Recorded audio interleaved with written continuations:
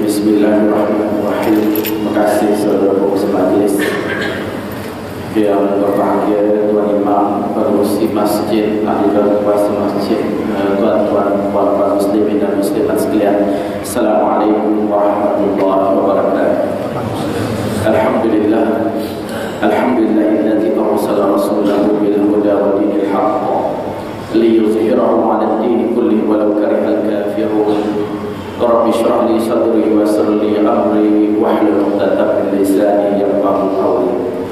Alhamdulillah, bersyukur kita kehadirat Allah Subhanahu wa taala kerana pada malam ini muslimin dan muslimat sekalian sama-sama kita mengimarkan rumah Allah Subhanahu wa taala dan kita berada dalam majlis ilmu untuk berbicara tentang insan yang diutuskan oleh Allah Subhanahu wa taala, yang semestinya mempunyai keistimewaan, yang semestinya mempunyai kelebihan, yang diutuskan oleh Allah Subhanahu wa taala sebagai basyirah wa nadhirah, yang membawa berita gembira kepada kita tentang syurga disediakan oleh Allah Subhanahu wa taala, dan satu macam kelebihan risalah yang ada dalam dibawa oleh junjungan besar Nabi Muhammad SAW, juga membawa berita peringatan tentang bagaimana Allah menyediakan azab, Allah menyediakan neraka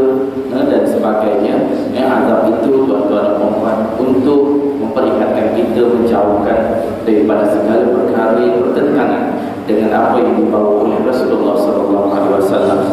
Muslimin dan muslimat yang dirahmati Allah Subhanahu wa taala, bila kita bincangkan tentang Nabi Muhammad SAW, insan yang kita gambarkan punya kelebihan, insan yang memang diutuskan oleh Allah Subhanahu wa taala. Malah kalau kita lihat, ia adalah merupakan satu perkara yang rukun dalam Islam untuk beriman kepada para rasul, dan salah seorang daripadanya ialah Nabi Muhammad SAW sebagai nabi terakhir, sebagai nabi yang telah diutuskan oleh Allah Subhanahu wa taala, sehingga ia diletakkan dalam syahadat sebagai satu tanda orang-orang yang beriman. Bila kita bersyahadat, asyhadu an la ilaha illallah wa asyhadu anna Muhammadar Rasulullah, aku nak saksi, aku bersaksi bahawa tidak Tuhan yang patut disembah melainkan Allah, dan kita bersaksi juga bahawa Nabi Muhammad itu ialah Rasulullah, utusan Allah Subhanahu wa taala. Ia bukan utusan untuk dipandang sahaja, tetapi bila disebut sebagai utusan Allah Subhanahu wa taala, sudah pasti membawa misi yang besar untuk menyelamatkan ummah, untuk mengeluarkan ummah dari kegelapan, pergi kepada nur. Sebab itu perjuangan Rasulullah SAW yang sangat panjang sejarahnya, dalam arti kata merubah keadaan manusia. Tuan-tuan dan puan-puan, muslimin dan muslimat yang dirahmati Allah Subhanahu wa taala, kalau kita bicarakan soal Rasulullah SAW, satu saya nak bawakan firman Allah Subhanahu wa taala dalam surah Surah Al-Anbiya ayat 107. Kalau kita lihat, saya nak kupaskan tentang rahmatnya, iaitu Allah Subhanahu wa taala berfirman menggambarkan kenapa Rasulullah itu diutuskan, dan hebatnya Rasulullah yang bersifat alami, global sifatnya. Allah nyatakan dalam surah Al-Anbiya 107, a'udzu billahi minasyaitonir rajim, wa ma arsalnaka illa rahmatan lil alamin. Tidak kami utuskan engkau wahai Muhammad melainkan sebagai rahmat kepada seluruh alam. Tuan-tuan dan puan-puan, kalau Allah dah nyatakan tentang pengutusan Rasulullah bahawa rahmat kepada seluruh alam, betapa hebatnya Rasulullah SAW yang membawa perubahan kepada manusia tadi. Tuan-tuan dan puan-puan, yang membawa sesuatu yang sangat besar dalam nilai kehidupan sebagai manusia. Sebab itu tuan-tuan dan puan-puan, bila datangnya kita berbicara soal Rasulullah SAW ini, mau tak mau tuan-tuan dan puan-puan, kita kena kaji selalu, kita kena lihat selalu. Apabila kita bicarakan tentang Rasulullah SAW, banyak di sana tuan-tuan dan puan-puan, bila kita sebut tentang hadis-hadis Rasulullah SAW, kita juga bicarakan tentang ayat-ayat Al-Quran Al-Karim yang turun. Tuan-tuan dan puan-puan, saya nak gambarkan apabila Rasulullah SAW diutuskan, tuan-tuan dan puan-puan, Rasulullah pun bila sampai ke Madinah, ini tuan-tuan dan puan-puan dalam keadaan terang benderang. Tapi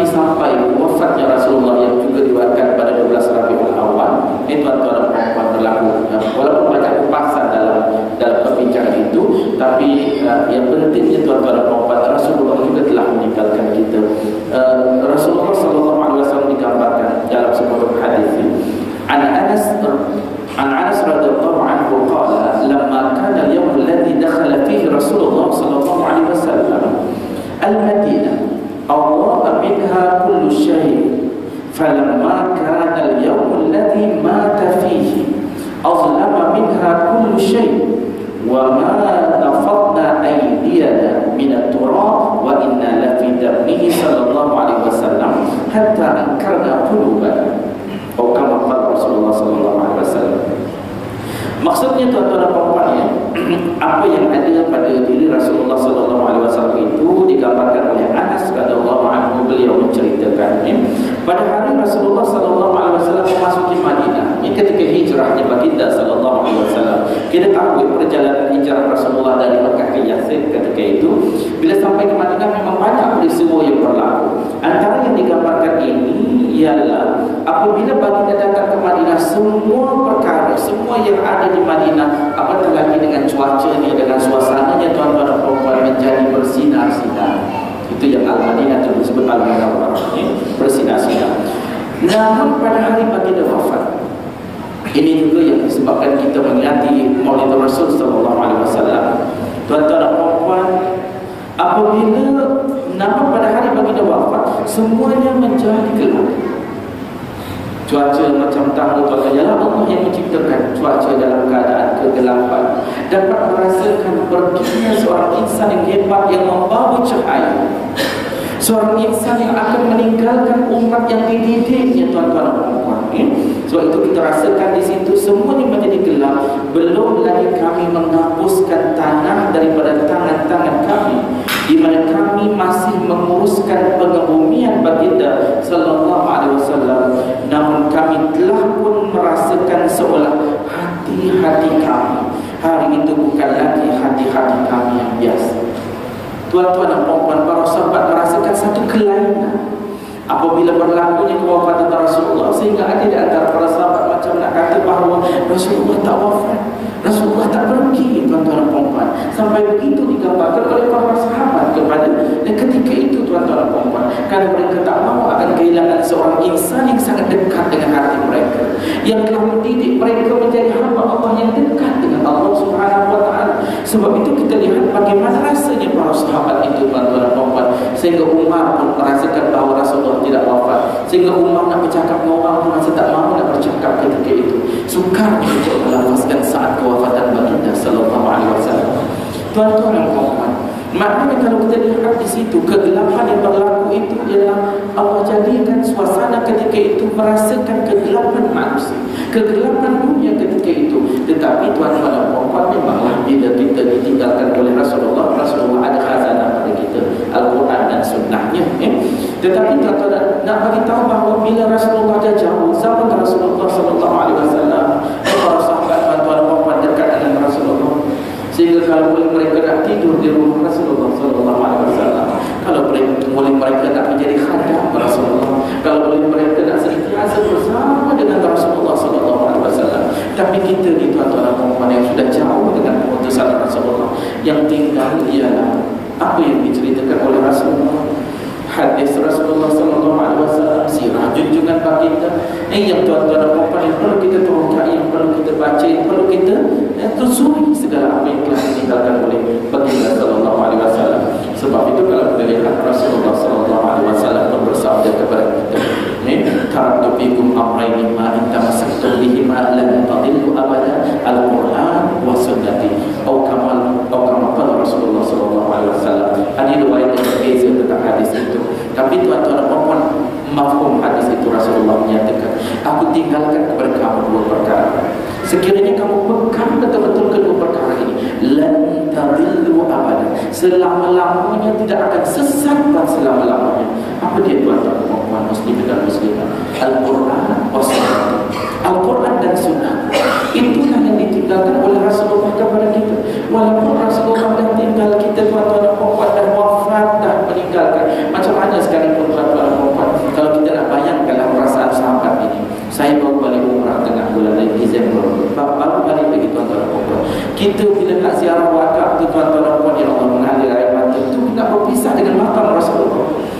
Tuan-tuan dan puan-puan, kalau boleh tak mau nak balik daripada kota Madinah tu, tak mau nak tinggalkan Masjid Nabawi, tuan-tuan dan puan-puan, kerana kita merasakan walaupun itu makam Rasulullah, sudah kita merasakan betapa akan meninggalkan makam Rasulullah itu dengan rasa hati kita, tuan-tuan dan puan-puan, mengalir air mata.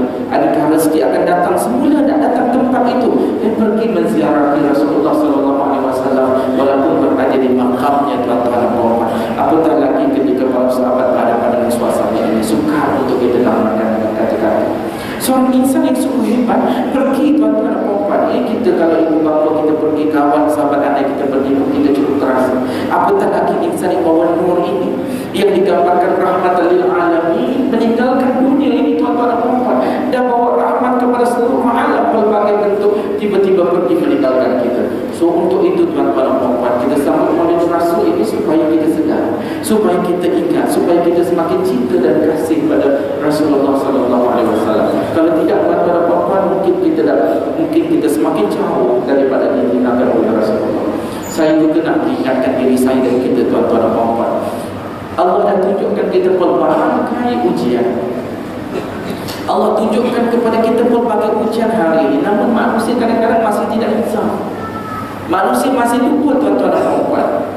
Kalau kita lihat dalam Al-Quran pun, Allah nyatakan kepada kita, kalau buka surah Al-Baca tiap malam, tuan-tuan dan puan-puan, kesempatan baca surah Al-Quran. Kalau kita lihat di situ, Allah berfirman kepada kita, Alladzi khalaqal mauta wal hayata liyabluwakum ayyukum ahsanu amala. Allah yang menciptakan mati dan hidup untuk menguji kamu, siapakah yang lebih baik di kalangan kamu amalannya, tuan-tuan dan puan-puan. Amal kita dibahita, tuan-tuan dan puan-puan. Allah uji kita dengan musibah, Allah uji kita dengan banjir yang besar, Allah uji dengan kehilangan kapal terbang, Allah ujikan dengan terhempasnya kapal terbang, tuan-tuan dan puan-puan. Allah uji dengan berbagai perkara. Tapi kadang-kadang hati kita tidak tersentak, hati kita tidak terasa dengan apa yang Allah turunkan kepada kita. Itulah kadang-kadang egonya manusia. Lupanya kita sebagai hamba Allah Subhanahu wa taala. Kita kadang-kadang tidak melihat bahawa kita sebenarnya sisi lain daripada musibah yang berlaku. Tuan-tuan dan puan-puan, dengan sambutan Maulid Rasul itu mengingatkan kita supaya mengambil pengajaran Nabi yang telah mengajar kita, tuan-tuan dan puan-puan. Adalah juga keinsafan daripada berlaku musibah itu, dibatalkanlah sambutan-sambutan tahun baru, dibatalkanlah majlis-majlis hiburan. Tuan-tuan, alhamdulillah kalau boleh diteruskan. Saya pun tak faham juga kenapa tahun itu perlu disambut. Tuan-tuan dan puan, dengan pesta, dengan apa dan sebagainya. Pastinya orang Islam lah yang memenuhi ruang-ruang itu, tuan-tuan dan puan. Orang Islam lah yang terlibat dengan acara-acara itu, tuan-tuan dan puan. Di Kuching saja kita lihat Jahis tangkap 31 kes, tuan-tuan dan puan, bersempena dengan tahun baru. Wa na'udzubillah min dzalik. Tuan-tuan dan puan, mudah-mudahan kita akan sentiasa bebas daripada perkara-perkara yang tidak bagus, yang maksiat di sisi Allah Subhanahu wa taala. Tuan-tuan dan puan, kenapa saya nak kaitkan dengan itu? Kalau dah Allah gambarkan Rasulullah bawa rahmat kepada seluruh alam, tuan-tuan dan puan, salah satu sebab dari yang manusia lupa sebab tidak pegang pada Al-Quran dan Sunnah Rasul. Kita mungkin baca sirah Rasulullah ketika Nabi Muhammad SAW disebut tentang Maulid Rasul. Ceramah Maulid Rasul, alhamdulillah, buat ceramah macam ini banyak sekali. Tuan-tuan dan puan, sambung balik, buka tentang Syama'il Muhammadiyah, bagaimana sempurnanya pribadi Rasulullah. Buka dalam yang dibuatkan Tirmizi itu, semua hadis sahih, tuan-tuan dan puan, digambarkan bagaimana tentang diri Rasulullah SAW. Bacakan kita kepada seluruh umat ini kehebatan Rasulullah SAW.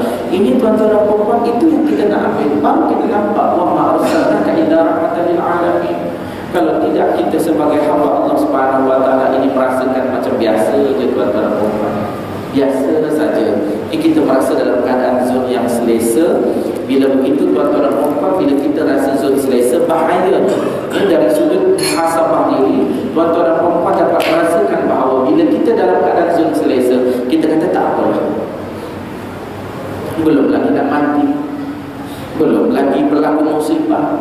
Walaupun kita lihat musibah itu berlaku di negeri lain, mungkin kita di negeri Sarawak kita rasa saya ada halang dan kita kata yang negeri lain. Tak boleh, tuan-tuan dan puan, kita perlu muhasabah dan diri kita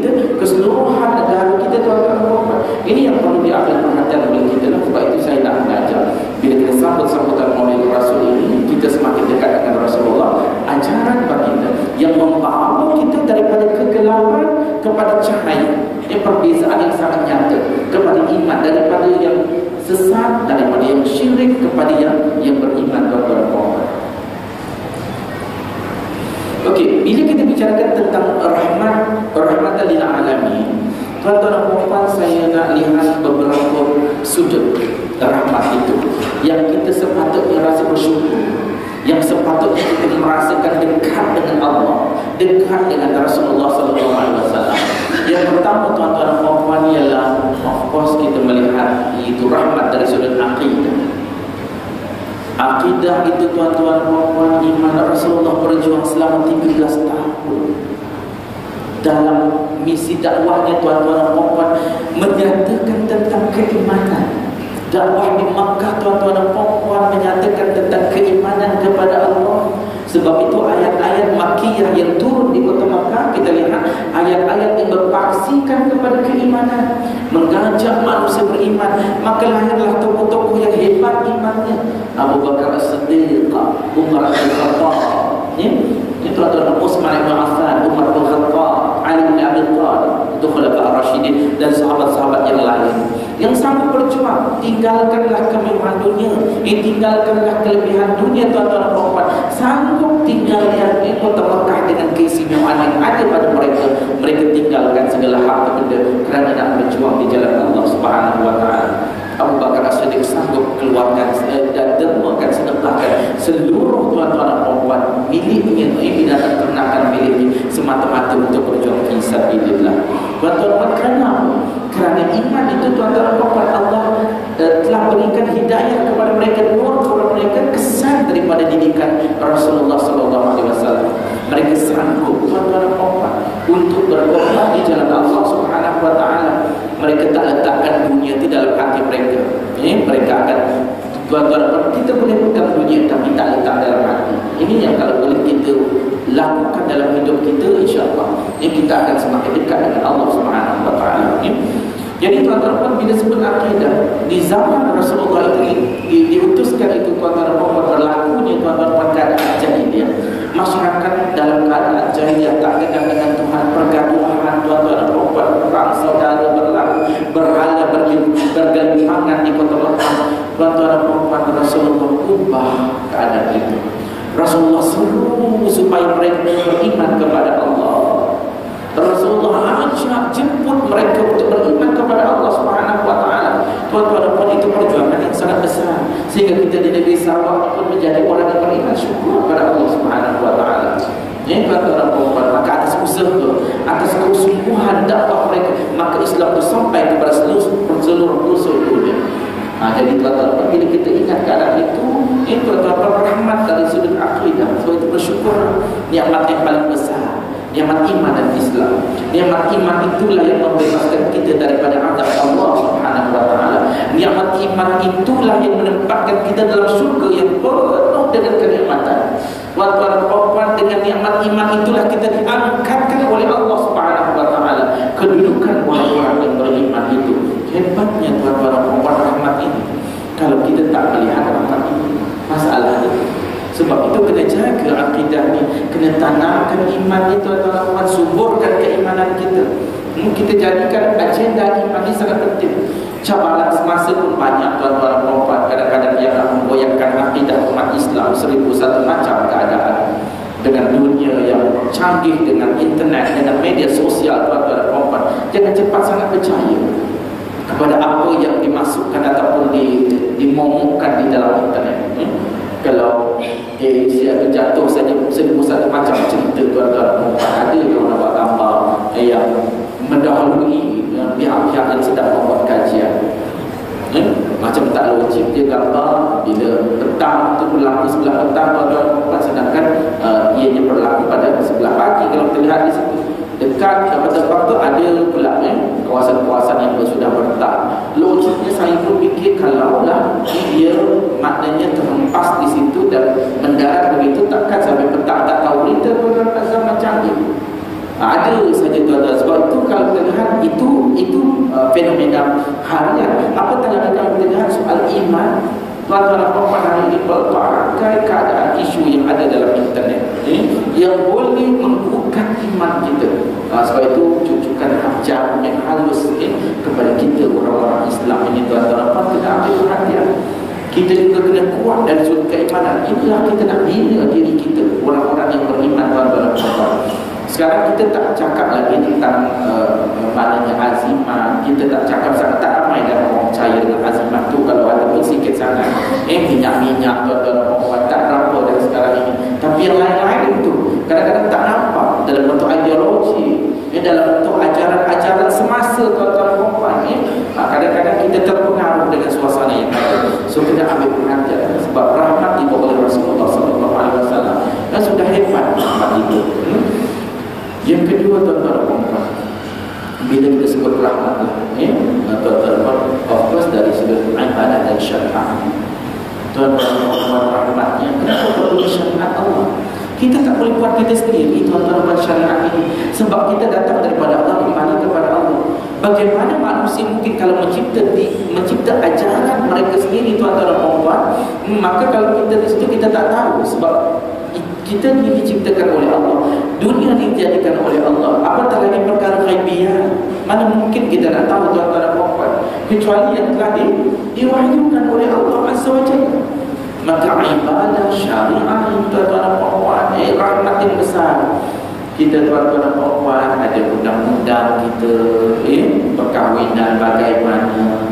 Kenapa ada pensyariatan perkahwinan, ada hal nasab, ada hal anak-anak, tuan-tuan dan puan, ada pula hal syariat dari sudut kematiannya, ada pula dari sudut solatnya, tuan-tuan dan puan, bagaimana tentang semayang, semua itu ada rahmat yang besar. Sebab itu kita kan disuruh untuk melihat ibadah Rasulullah. Sallu kama ra'aitumuni usalli. Salatlah kamu sebagaimana kamu melihat aku salat. Tuan-tuan dan puan, Nabi ajar kita, Nabi bawa kita, tuan-tuan dan puan, masya-Allah. Apa guna lagi kita hari ini, kita nak kena baca.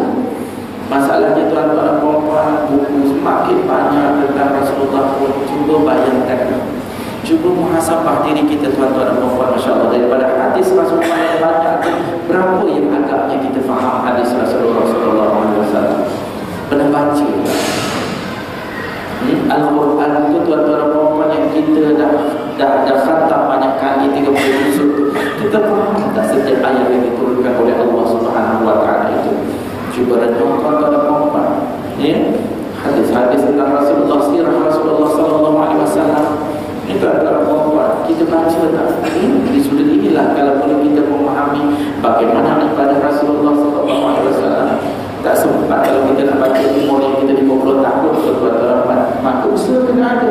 Hari ini kita baca sikit, esok kita baca sikit, tambah lagi, tuan-tuan. Inilah gunanya, tuan-tuan. Datang ke masjid, surah, orang mengajar tentang kuliah-kuliah berkaitan dengan Nabi, dengan akidah, tentang syariat, tuan-tuan. Maka renunglah keadaan itu, supaya kita dapat mengambil pengajaran daripada apa yang ada dalam hati Islam itu sendiri, tuan-tuan. Dari sudut ibadah, jangan lagi lah kita, tuan-tuan, kadang-kadang kita berbalah, mencari titik-titik perbezaan antara kita, tuan-tuan. Kalau kita pergi Makkah, memang berbeza banyak dari seluruh dunia, tuan-tuan. Imam di Masjidil Haram, dia di Masjid Nabawi, dia tak mau orang yang sebelah kita ni kebanyakan doa angkat tangan, tuan-tuan, maka imam pun dia akan melamakan sedikit waktu selepas i'tidal itu. Kerana mungkin peluang kepada kita lah, tuan-tuan. Tak payah berkata, lepas tu kita mungkin kata bahawa tak ada guna, saya nak berguna, tuan-tuan. Tak perlu berkata, masing-masing ada dan telah mengubah apa yang disebut ranting-ranting itu yang berbeza, tuan-tuan. Cantiknya, indahnya, tuan-tuan. Perbezaan-perbezaan, tuan-tuan, dalam masa tawaf ada perbezaannya dari sudut kepahaman kita, tuan-tuan, dengan negara-negara lain. Itulah indahnya Islam. Tak sepatutnya kita bergaduh dalam keadaan itu. Maka ibadah itu diajar oleh Rasulullah asasnya, nak mendidik itu, of course, tuan-tuan, daripada perpindahan itu berlakulah pengajaran-pengajaran ini dan itu, tuan-tuan dan puan, asalkan perkembangan dia tidak menjejaskan asasnya dalam Islamnya, tuan-tuan dan puan, insya-Allah perkara itu kalau kita lihat Islam dalam doa tadi. Saya katakan apabila kita dalam keadaan itu, kita pun bacalah doa, tuan-tuan. Tapi tak perlu kita baca kuat-kuat, kita sendirilah kita baca. Dalam keadaan ini, tuan-tuan dan puan, tidak ada masalah dalam masyarakat kita memahami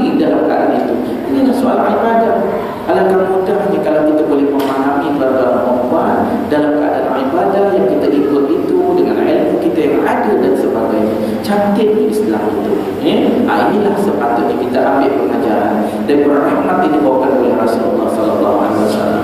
Kalau ibadah itu langsung memang tak betul, memang kita kena belajar, ya? Memang kita kena tahu, ya? Itulah yang kita galakkan. Kita ada guru takmir, ya? di sekolah kita ada jebaf, kita ada kafah, supaya masyarakat kita daripada kecil lagi, generasi demi generasi ada penerusan dalam konteks ibadah iman ini, tuan-tuan dan puan-puan, ya? Hantarlah anak-anak kita belajar, tuan-tuan dan puan-puan, diri kita sendiri. Dah berumur macam mana sekalipun tak apa, tuan-tuan dan puan-puan. Yang penting kita dapat belajar makin dekat dengan Allah Subhanahu wa taala. Mana lebih baik kalau kita meninggal tanpa ilmu, tuan-tuan dan puan-puan, ya? Jahil memanjang sampai akhir hayat. Dengan kita belum lagi meninggal tapi umur dah 50 tahun, umur dah 60 tahun, katalah umur panjang sampai 70 ke 80 tahun. Kita baru sedar nak belajar umur 60 tahun. Lebih baik daripada orang langsung tak sedar sampai ke mati. Ini tuan-tuan dan puan-puan, maknanya kalau sempat kita belajar itu, kita perelokkan, kita perelokkan bacaan Al-Quran kita perelokkan ibadah kita, tuan-tuan dan puan-puan, maka kita menyerlahkan rahmat yang dibawakan oleh Nabi tadi. Maka mudahlah nanti tuan-tuan dan puan kita hidupkan apa yang dibawakan oleh Rasulullah, dapat syafaat Rasulullah sallallahu alaihi wasallam. Itu yang kita ambil pengajaran daripada apa yang diutuskan oleh Allah Subhanahu wa taala. Muslimin dan muslimat yang dirahmati Allah Subhanahu wa taala. Yang ketiga, tadi bakal cerita ibadah itu banyak tuan-tuan dan puan. Itu tentang akhlak Rasulullah sallallahu alaihi wasallam. Ihsan dalam beribadah.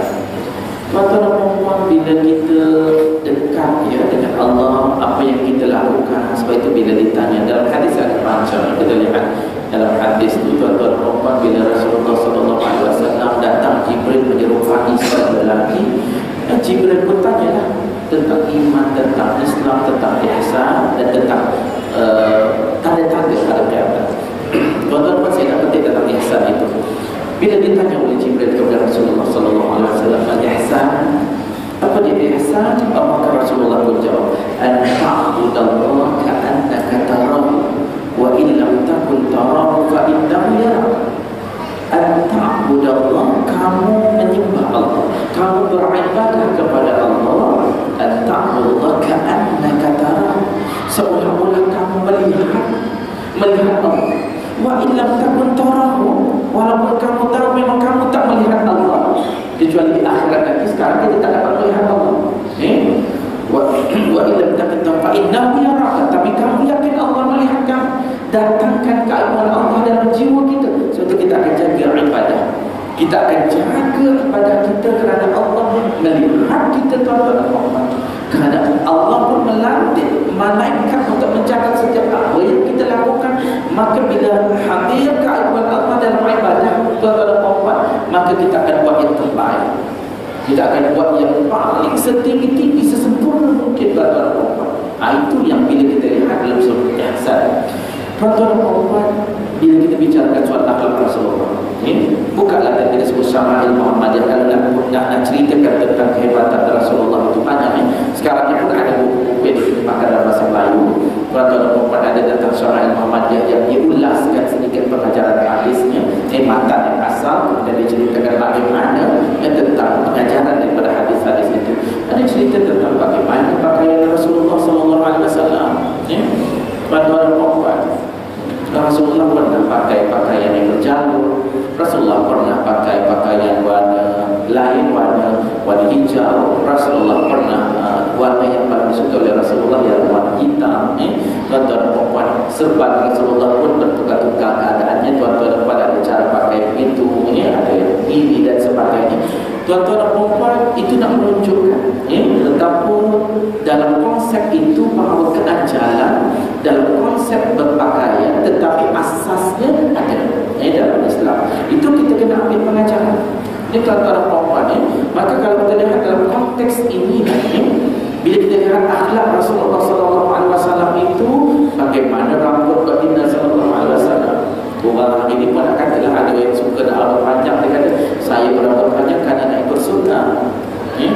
Baca tak tentang sunnah Rasulullah, kebanyakan rambut Rasulullah sallallahu alaihi wasallam, kebanyakan selalu ialah sampai ke telinga hingga tuan-tuan dan puan, selalu pernah agak panjang sedikit tuan-tuan,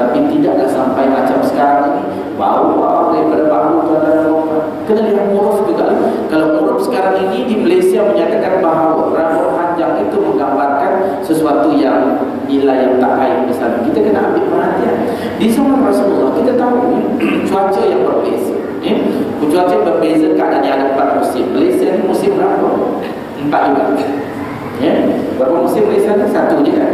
1 musim je. Tak ada winter pun tuan-tuan dan puan-puan. Kita nak merasa winter, kita pergi negara lain. Tuan-tuan dan puan-puan, maka ketika winter tu diperlukan sedikit rambut panjang, kerana agak sejuk tuan-tuan dan puan-puan, maka rambut tu boleh menutupi sedikit bahagian tengkuk ini, merasa supaya tidak begitu sejuk tuan-tuan dan puan-puan. Itu kena lihat juga. Kita kadang-kadang berbicara soal akhlak ini tuan-tuan dan puan-puan, penampilan kita dan sebagainya, kena lihatlah asas yang ada dalam Islam itu. Ini dibawakan oleh Rasulullah sallallahu alaihi wasallam.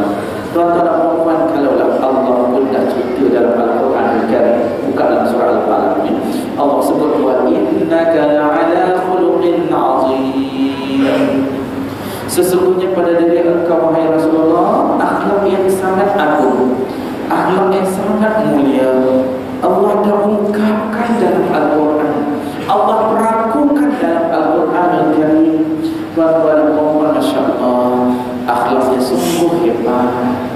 Tuan-tuan dan puan, tawaduk kepada Rasulullah sallallahu alaihi wasallam. Bagaimana dengan isteri baginda, bagaimana dengan anak-anak, bagaimana dengan orang sahabat. Tuan-tuan dan puan, datang para sahabat cerita kepada Rasulullah sallallahu alaihi wasallam ketika dalam keadaan perang Khandaq, para sahabat yang lapar, mereka letakkan tuan-tuan dan puan di perut mereka satu batu untuk menahan kelaparan itu. Mereka datang jumpa Rasulullah sallallahu alaihi wasallam. Dia angkat itu dalam hadis yang sahih tuan-tuan, angkat baju tuan-tuan dan puan. Sahabat angkat baju, tengoklah satu batu diikatkan ke perut antara lapar ketika perang Khandaq. Tapi tuan-tuan dan puan, bila mereka bicarakan kepada Rasulullah, Rasulullah pun turun buka bajunya tuan-tuan dan puan muslimin dan muslimah. Sahabat tengok bukan saja satu batu, tapi lebih satu batu. Rasulullah ikat ke perutnya 2 batu tuan-tuan dan puan. Lebih lagi daripada para sahabat yang merasakan kelaparan itu tadi. Kita lihat akhlak Rasulullah sallallahu alaihi wasallam. Tuan-tuan dan puan, Rasulullah kalau boleh orang nak jadi khadam Rasulullah ramai. Orang nak sediakan hamparan pada Rasulullah sallallahu alaihi wasallam, tapi Rasulullah sedaya paling mungkin untuk melakukan diri untuk dirinya sendiri. Rasulullah tidak mengutamakan dirinya, malah dilebihkan para sahabat. Ini semua sirah tuan-tuan yang ada pada diri Rasulullah. Pada isteri baginda, kepada anak-anak tuan-tuan puan, akhlak sangat hebat. Sebab itulah kita juga disebutkan oleh Allah dalam surah Al-Ahzab ayat 21, kan Allah berfirman, A'udzubillahi minasyaitonir rajim. Laqad kana lakum fi Rasulillahi uswatun hasanah. Banyak ayat itu dimakan oleh Rasulullah ke akhirnya. Tapi saya nak beritahu situ, ambil penting situ. Laqad kana lakum fi Rasulillahi uswatun hasanah. Sesungguhnya pada diri Rasulullah itu uswatun hasanah, contoh yang terbaik, yang sangat ideal sifatnya tuan-tuan dan puan. Dan pernah cari yang lain. Masya Allah tuan-tuan dan puan, Allah dah rangkamkan dalam Al-Quran, Allah dah perakukan dalam Al-Quran. Ini juga diperakukan oleh para sahabat. Hingga manusia hari ini pun tuan-tuan dan puan, yang bukan Islam pun ada yang memuji Rasulullah. Kalau kita lihat dalam Michael Hart dalam tulisannya di 100 manusia yang paling berkesan di muka bumi ini, Rasulullah yang berada di top, yang teratas sekali tuan-tuan dan puan. Katanya dalam bahasa Melayu tuan-tuan dan puan, artikel itu dalam bahasa Inggeris. Dia kata bahawa ramai manusia ataupun orang ramai akan terkejut dengan apa yang saya akan sebut, kerana dia meletakkan Rasulullah adalah di tempat yang paling tinggi sekali dari sudut bahawa 100 manusia paling berpengaruh di muka bumi ini tuan-tuan dan puan. Dia letakkan Nabi Muhammad SAW pada tahap yang pertama sekali. Dia kata bahawa manusia akan terkejut, ramai orang akan terkejut. Dia kata bahawa kenapa dia memperlakukan sebagai orang Islam pun, bila dibaca tentang Rasulullah ini kehebatan dia, bagaimana Rasulullah mempengaruhi manusia tuan-tuan dan puan, manusia lain. Dia katakan bahawa kerana kehebatan Rasulullah itu dalam hal-hal yang berkaitan dengan agama dan juga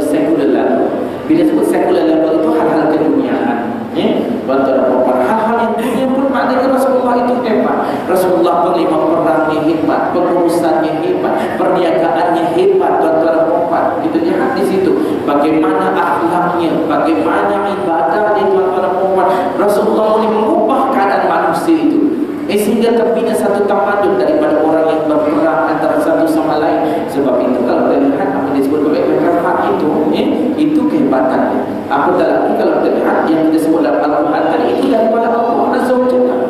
Allah menyatakan kehebatan Rasulullah. Apa yang kita umat Islam nak cari yang lain? Kenapa kita tidak belajar daripada apa yang Rasulullah yang buat ni tuan-tuan dan puan? Kalau kita nak buka satu persatu apa yang telah Rasulullah SAW lakukan tuan-tuan dan puan ni, memang kita rasa hebat. Tak sempat kita nak baca pun tuan-tuan. Saya sebelum sampai ni pun buka lagi, bilik lagi tuan-tuan dan puan bacakan apa yang tentang Rasulullah SAW. Masya-Allah.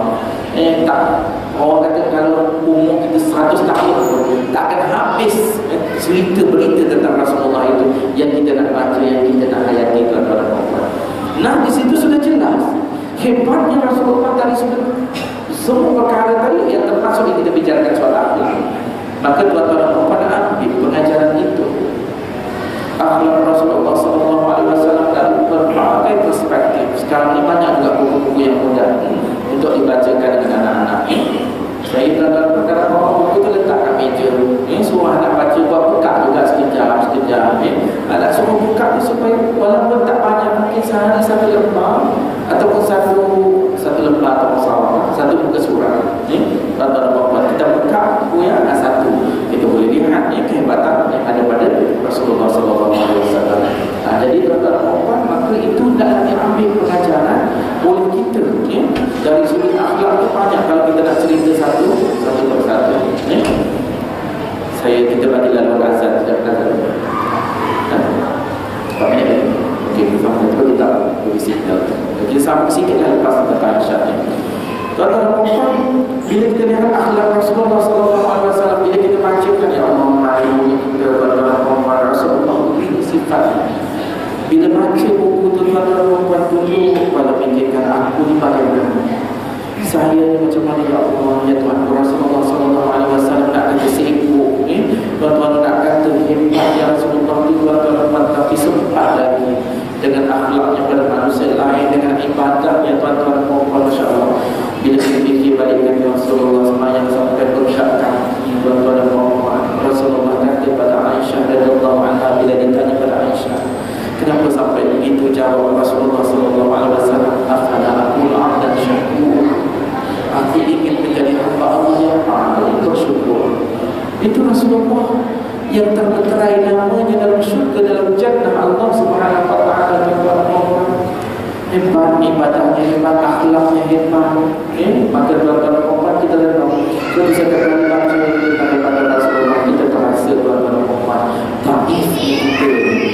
Maka sebab itu kita tu kena ada. Sebab bila kita bicarakan akhlak Rasulullah SAW tadi tuan-tuan dan puan, hampir kita ni tak boleh nak sebut bagaimana caranya kehebatan itu, kerana terlalu banyak apa yang ada pada diri Rasulullah SAW. Bukan hadis-hadis apa yang diceritakan oleh Aisyah radhiyallahu anha, cukup banyak. Sebab kita nak tahu akhlak Rasulullah itu paling dekat ialah dengan isteri baginda. Sebab dia hidup hari-hari macam kita lah. Tuan-tuan nak tahu tentang diri saya, maka orang yang pertama nak kena rujukan ialah isteri saya. Sebab tidur dengan kita, makan sama dengan kita, serumah dengan kita, tuan-tuan. Maka Aisyah radhiyallahu anha merupakan hadis tentang Rasulullah ini banyak sangat. Bukan saja hal rumah tangganya, tapi hal Rasulullah SAW, ibadahnya bagaimana tuan-tuan dan puan. Masya Allah, ibadahnya. Sebab itu tadi renungkan setiap apa yang ada pada diri Rasulullah SAW itu. Akhlak junjungan besar Nabi Muhammad SAW. Kalau boleh kita sama-sama cuba dalami lepas ini program kita ini tuan-tuan dan puan. Kita ada kuliah-kuliah tentang sirah Rasulullah SAW. Ini sangat bagus untuk kita susuri, untuk kita baca, untuk kita renungkan tuan-tuan dan puan. Saya tak sambung bidang lain sebab saya stop di bahagian akhlak dulu. Tuan-tuan dan puan, dan untuk saya masukkan nanti yang seterusnya ada 2-3 perkara lagi nasi seterusnya. Jadi kita bagi laluan pada azan, insyaAllah. Yang akan kita pakai mengazan itu, insyaAllah Allah akan berikan hidayah kepada kita sekian. Assalamualaikum warahmatullahi wabarakatuh.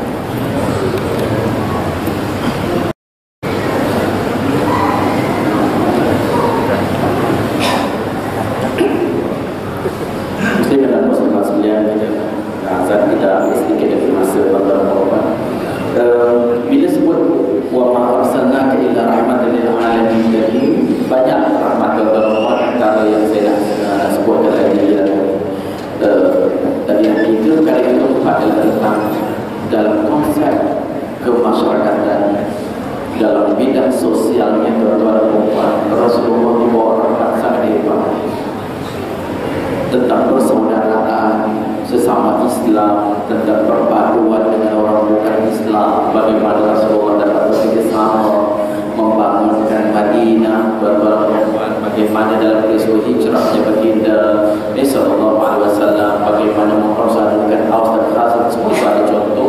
Saya tidak mendalam lebarkan itu, cuma sedikit nak beritahu bahawa betapa Rasulullah telah membawa rahmat perubahan dalam diri masyarakat itu.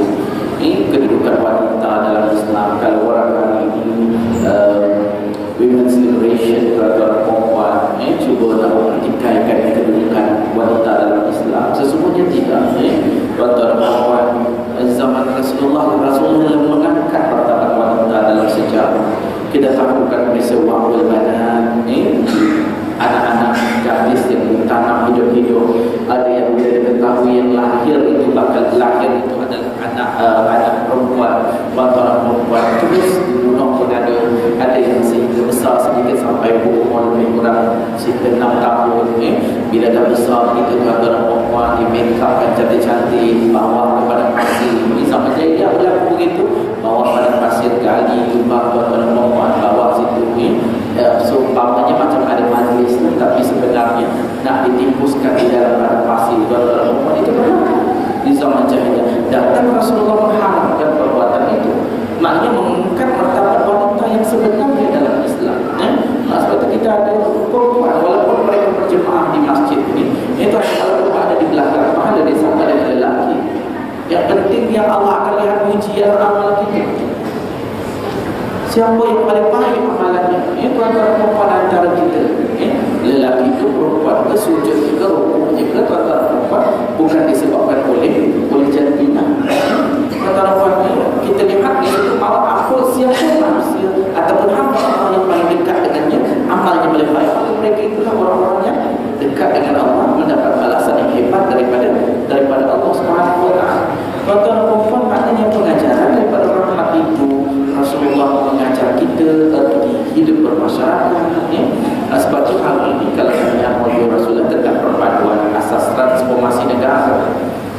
Kalau kita bayangkan negara itu satu keperluan dalam satu sistem kehidupan dan tamadun manusia. Tanpa negara, tuan-tuan dan puan, bagaimana kita nak mengurus kehidupan manusia itu? Sebab itu Rasulullah buat di Madinah itu ada piagam pelanggannya, ada negaranya, tuan-tuan dan puan. Keperluan dalam konteks siasat itu dalam pentadbiran dalam dunia ini, tuan-tuan, kehidupan manusia, maka ia perlu kepada negara. Maka kita kena patuh, tak boleh ikut undang-undang kita sendiri. Dekat negara ni, tuan-tuan dan puan, kita di jalan raya nak datang sini kan ada traffic light. Saya lama tak datang lagi, saya baru tengok ubat ada traffic light dekat-dekat tu. Tuan-tuan dan puan, kalau kita cuba ikut hati kita saja, yang hijau pun kita jalan, tapi yang merah kita langgar. Kita kata tak boleh undang-undang buatan manusia, tak perlu diikut. Dia tak boleh. Ini sebab undang-undang negara itu perlu. Sebab itu kan Allah sebut dalam Al-Quran, atii'u Allah wa atii'u Rasul wa ulil amri minkum. Ini kalau undang-undang jalan raya, undang-undang tentang perniagaan, undang-undang tentang keseluruhan ketenteraan, keselamatan, ini kena ada. Sebab itu Rasulullah letak asas itu. Rahmat itu sudah nampak dalam rahmat. Sekaligus kalau melihat rahmat dibawa oleh Rasulullah dalam politik dan pentadbiran negara. Disebut tentang kemasyarakatan, termasuk dalam bidang politik. Hebat tuan-tuan puan, piagam Madinah kalau kita baca, suatu piagam yang sangat komprehensif dalam konteks semasa itu ketika itu. Tuan-tuan puan dapat memperincikan tentang tanggungjawab setiap warga negara, Islam ke tak Islam, bagaimana mereka boleh mempertahankan sebuah negara Madinah itu. Ini juga rahmat dibawakan sehingga tamadun itu tamadun yang hebat. Dan tuan-tuan puan, terakhirnya dari surah Rahmat itu adalah mempunyai banyak lagi saya sebut 5 perkara saja. Politik masuk dalam masyarakat tadi, iaitu tentang ekonomi. Tuan-tuan dan puan, Rasulullah Sallallahu Alaihi Wasallam tokoh ekonomi yang hebat. Ada orang kata saya nak ikut sunnah Rasulullah berniaga Rasulullah tak betul. Siapa kata Rasulullah berniaga tak betul? Ini tuan-tuan dan puan, zaman Khadijah sebelum dilantik menjadi Nabi kan, baginda Sallallahu Alaihi Wasallam berniaga, tuan-tuan dan puan. Ini hebatnya perniagaannya, jujurnya Rasulullah Sallallahu Alaihi Wasallam, bertambahnya modal apa yang ada pada Khadijah itu. Ini bila berniaga di Syam, hebatnya perniagaan Rasulullah seorang yang bijak dalam perniagaannya, tuan-tuan dan puan. Maknanya contoh teladan yang terbaik. Rahmat kalau kita pergi hari ini kan di Madinah, kita lihat sekeliling Masjid Nabawi itu asasnya diletakkan oleh Rasulullah dulu.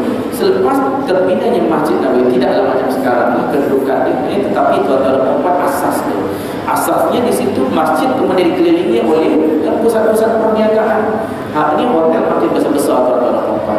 Kita lihat di situ tapak itu, asas itu telah didirikan oleh baginda sallallahu alaihi wasallam. Ini maknanya kalau kita lihat di situ Rasulullah telah pun membina sehingga lahirnya tokoh-tokoh perniagaan yang hebat. Ini kalau sebut seorang Abdurrahman ibn Auf, walaupun datang ke Madinah selepas daripada hijrah tanpa membawa sebarang modal dan kekayaan di Makkah, baginda sallallahu alaihi wasallam mendidik mereka, melatih mereka supaya berniaga. Itu antara perempuan disediakan pasar di sekeliling Masjid Nabawi.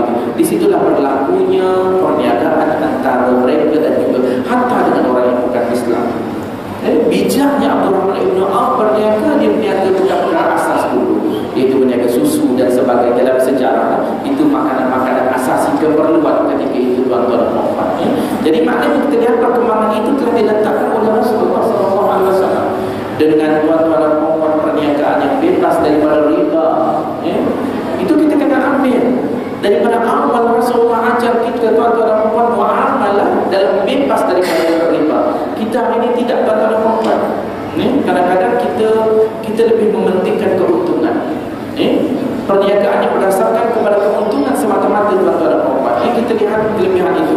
Misalnya hari ini kita kena berhati-hati dalam internet perniagaan emas yang tidak kita dah ada garis panduan ataupun parameter jualan emas. Dia tidaklah bersifat lani ataupun dia diserahkan mesti ada untuk ainnya. Dari sudut mesti qabat berlaku antara emas itu dengan wang ringgit dan sebagainya. Tuan-tuan banyak asas itu adanya. Tapi kita kadang-kadang hari ini sebabkan oleh riba dan sebagainya. Ada orang mengatakan kadang-kadang kenapa kita dalam keadaan hari ini perniagaan forex misalnya online, apabila fatwa menyatakan dia adalah sesuatu yang haram, maka ada orang cuba pertikaikan kita seolah-olah lari daripada kekayaan. Tuan-tuan dan puan, kalau kaya kita gunakan sesuatu yang cara yang tak betul, maka ia boleh menjadikan kita bukan dapat kelebihan, tapi akan diazab oleh Allah Subhanahu wa taala. Cuba insaf dengan hadis Rasulullah sallallahu alaihi wasallam, kullu lahmin nabata min al-haram fannahu awla bi Rasulullah sallallahu alaihi wasallam. Setiap daging yang tumbuh daripada perkara yang haram, maka neraka lebih utama untuk daging itu. Kalau kaya macam mana sekalipun, tapi kita ambil dengan cara yang haram, alhamdulillah kita kena jaga supaya rezeki itu rezeki yang halal. Tuan-tuan, maknanya kalau dia Rasulullah ada letak jelas dalam Al-Quran, wa halallahu al-bai'a wa harrama riba. Ini kata Allah, Allah menghalalkan jual beli dan mengharamkan riba. Dalam internet apa kita tuan-tuan, tak payah buat kerja, duduk sahaja, tunggu sahaja, bayar RM98, tak lama jadi dah RM14,000 tuan-tuan.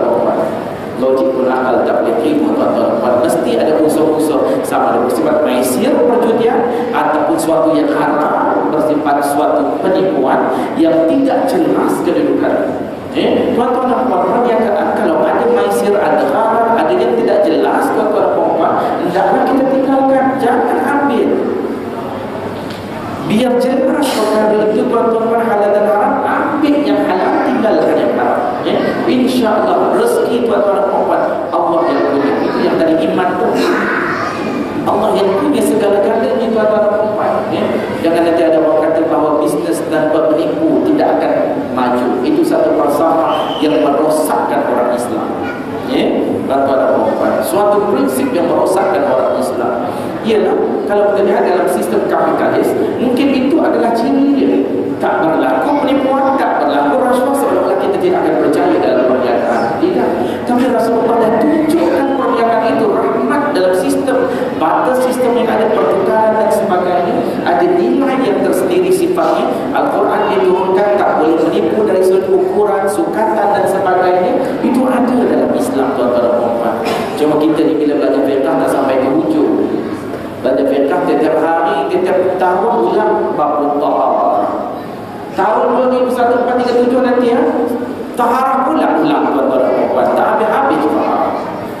yang ada musyarakahnya kita tak faham, yang mudharabahnya kita tak faham. Tuan-tuan perempuan, yang al-ba'idnya kita tak faham, munakahat kita tak faham. Tuan-tuan perempuan, bila sebut munakahat pernikahan, hari ini banyak isu-isu yang orang tak faham tentang wali, anak-anak yang tak sah taraf, berlakunya tuan-tuan perempuan isu seperti ini kena dalami kadang-kadang ini tuan-tuan perempuan. So ekonomi tadi sudah diletakkan asas oleh Rasulullah SAW. So kena pergi pada hari ini. Bagi saya ekonomi Islam bukan alternatif, tapi ia adalah asas yang sepatutnya kita orang Islam miliki. Kalau alternatif seolah-olah pilihan kedua, sepatutnya ia adalah first choice. Ia bukan lagi alternatif, tapi ia adalah utama. Ia kita kena letakkan pada asas dalam sistem perekonomian itu. Kalau kita orang bukan Islam, tidak lagi memajukan, siapa lagi tuan-tuan?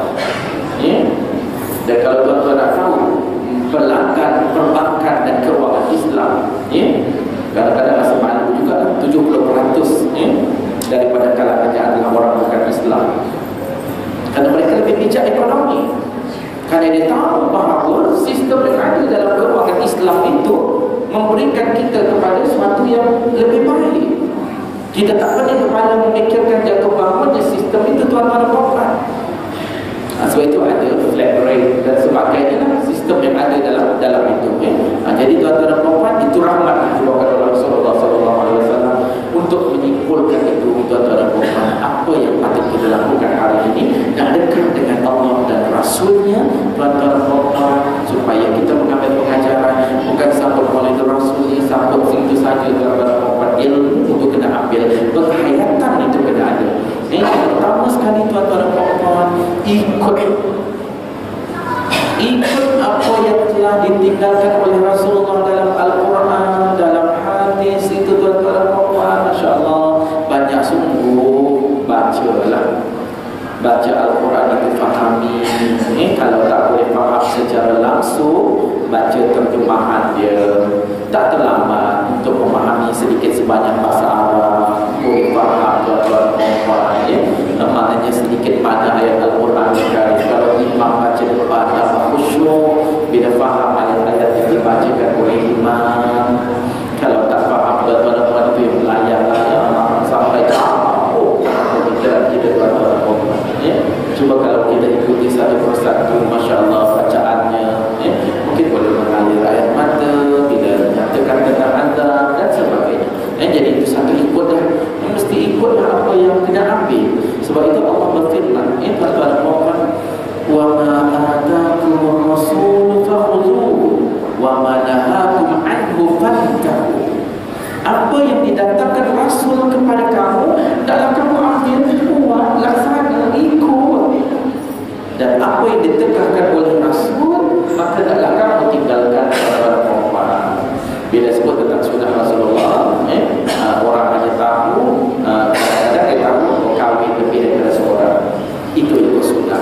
Saya dulu buat pegawai konseling, bila ada orang kahwin ni lebih daripada seorang, kadang-kadang dia bawa masalah kepada kita kan. Kita tanya kepada dia, kenapa dah kahwin? Dia kata ikut sunnah Rasulullah. Alhamdulillah, ada Muhammad Muhammad dia nak ikut sunnah Rasul. Tapi bila tanya sembahyang salat tak, 5 waktu sehari semalam, kenapa yang itu tak ikut? Rasulullah selalu pergi masjid, ikut tak? Ini salah silap menanggapi. Jadi bila ikut tuan-tuan perempuan sunnah Rasul, Al-Quran ditinggalkan tadi dengan sunnah Rasul, ikut. Ambil pengajaran itu dah jelas dalam surah Al-Asr. Allah pun dah bagi tahukan satu pernyataan yang sangat jelas, wa ma atakum rasul fa'khudhu wa ma nahakum anhu fantahu. Apa yang diamalkan oleh Rasul taklah dilaksanakan, apa yang ditegak adalah ditinggalkan tuan-tuan perempuan. Itu pertama. Yang kedua tuan-tuan perempuan, bila sebut ikut, kita ni kena cinta kepada Rasulullah.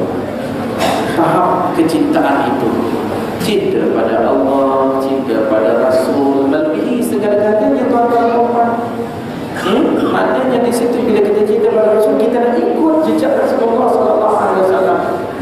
Cuma saya nak katakan ikut ataupun maknanya kita cinta Rasul itu bukan hanya physical saja. zahir dalam bentuk luaran, tapi dia perlu dengan sabar jiwa kepada umat. Kita nak cintakan kepada Rasulullah itu, kalau boleh kita nak berada dalam syurga sama dengan Rasulullah SAW. Walaupun kita tak boleh nak menyamakan tempatnya dan kehebatan baginda, tapi kita punya kekuatan dan keinginan, hasrat dan harapan serta cita-cita untuk mencontohi apa yang ada pada Rasulullah SAW. Itu yang kita nak. Dan banyakkan selawat ke atas junjungan besar Nabi Muhammad SAW. Jangan lupa tu tuan-tuan dan puan-puan.